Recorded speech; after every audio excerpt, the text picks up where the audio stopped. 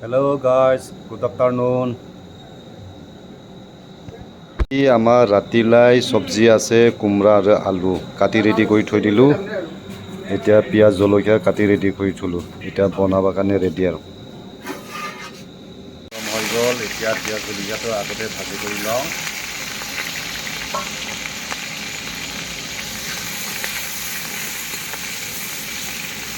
এতিয়া পিঁয়াজ জলকীয়া ভাজা হ'ল। এতিয়া চব্জি দিওঁ আৰু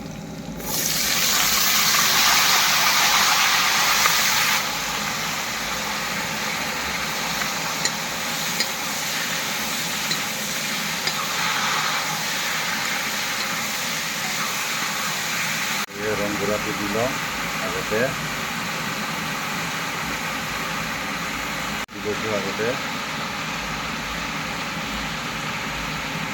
দি লওঁ।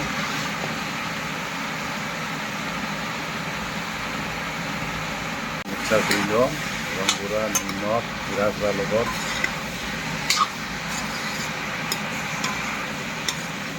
চব্জিটো ভাজি আছোঁ, হোৱা নাই। আজি চব্জিটো আছিলে কোমৰাৰ আলু, ধুনীয়াকৈ ভাজিছোঁ একদম।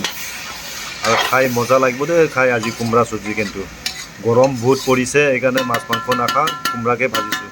কোমৰা আৰু আলু আজি ৰাতি।